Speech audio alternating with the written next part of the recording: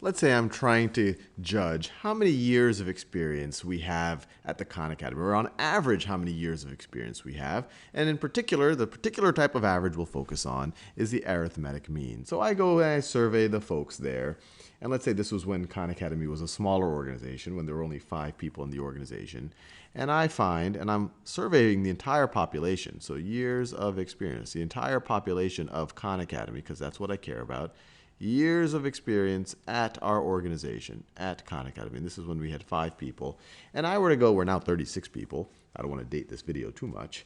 But let's say I go and I say, okay, there's one person straight out of college. They have 1 year of experience, or recently out of college, somebody with 3 years of experience, someone with 5 years of experience, someone with 7 years of experience, and someone very experienced, or reasonably experienced, with 14 years of experience. So based on this data point, and this is our population for years of experience, I'm assuming that we only have 5 people in the organization at this point, what would be the population mean for the years of experience? What is the mean years of experience for my population? Well, we can just calculate that. Our mean experience, and I'm going to denote it with mu because we're talking about the population now. This is a parameter for the population. It's going to be equal to the sum from our first data point, so data point 1 all the way to data point, in this case, data point 5. We have 5 data points of each of, so we're going to take all from the first data point, the second data point, the third data point, all the way to the 5th. So this is going to be equal to x1 plus x, and I'm going to divide it all by the number of data points I have, plus x2 plus x3 plus x4 plus x sub 5, subscript 5, all of that over 5. And as we said, this is a very fancy way of saying I'm going to sum up all of these things. I'm going to sum up all of these things and then divide by the number of things we have. So let's do that. Get the calculator out. So I'm going to add them all up. So I'm going to add them all up. 1 plus 3 plus 5. I really don't need a calculator for this. Plus 7 plus 14. So that's 5 data points, and I'm going to divide by 5. And I get 6. So the population mean for years of experience at my organization is 6 years of experience. Well, that's, I guess, interesting. But now I want to ask another question.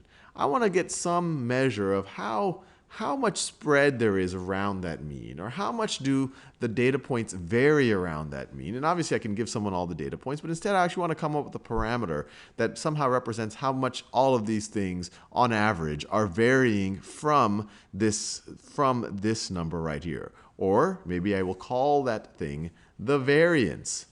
And so what I do, so the variance, and I will do, and this is a population variance that I'm talking about, just to be clear. It's a parameter. The population variance, I'm going to denote with the Greek letter sigma, lowercase sigma. This is capital sigma, lowercase sigma squared. And I'm going to say, well, I'm going to take the distance from each of these points to the mean, and just so I get a positive value, I'm going to square it. And then I'm going to divide by the number of data points that I have. So essentially, I'm going to find the average squared distance. Now, that might sound very complicated, but let's actually work it out. So I'll take my first data point. I'll take that data point, and I will subtract our mean from it. So this is going to give me a negative number, but if I square it, it's going to be positive. So it's essentially going to be the squared distance between 1 and my mean. And then to that, I'm going to add the squared distance between 3 and my mean. 3 and my mean. And to that, I'm going to add the squared distance between 5 and my mean. 5 and my mean. And since I'm squaring, it doesn't matter if I do 5 minus 6 or 6 minus 5. When I square it, I'm going to get a positive result regardless. And then to that, I'm going to add the squared distance between 7 and my mean. So 7 minus 6 squared. All of this is my population mean that I'm finding the difference between. And then finally, the squared difference between 14 and my mean, plus 14 and my mean. And then I'm going to find essentially the mean of these squared distances. So this, I have 5 squared distances right over here. So let me divide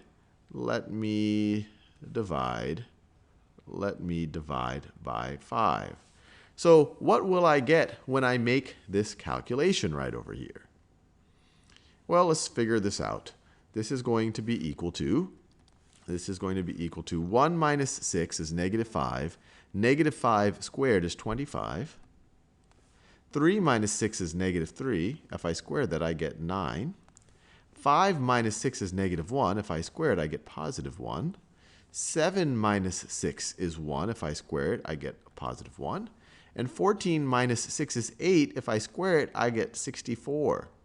And then I'm going to divide all of that by 5. And I don't need to use a calculator, but I tend to make a lot of careless mistakes when I do things while I'm making a video. So I get 25 plus 9 plus 1 plus 1 plus 64 divided by 5.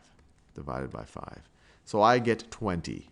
So the average squared distance, or the mean squared distance from our population mean is equal to 20. You might say, wait, these things aren't 20 away. Remember, it's the squared distance away from my population mean. So I squared each of these things. I liked it because it made it positive, and we'll see later it has other nice properties about it.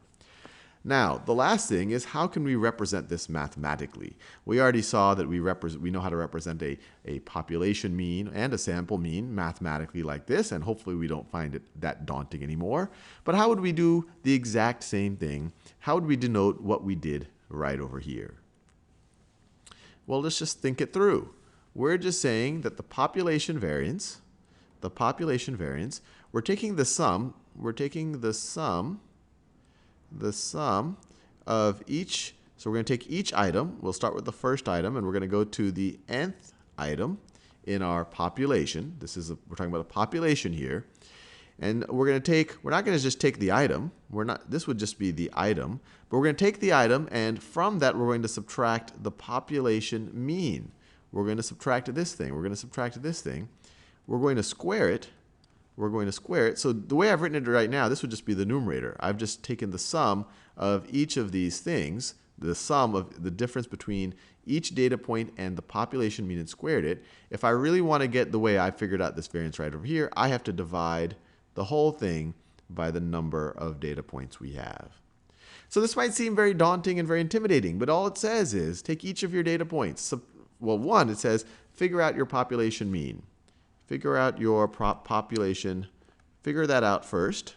And then from each data point in your population, subtract out that population mean, square it, take the sum of all of those things, and then just divide by the number of data points you have. And you will get your population variance.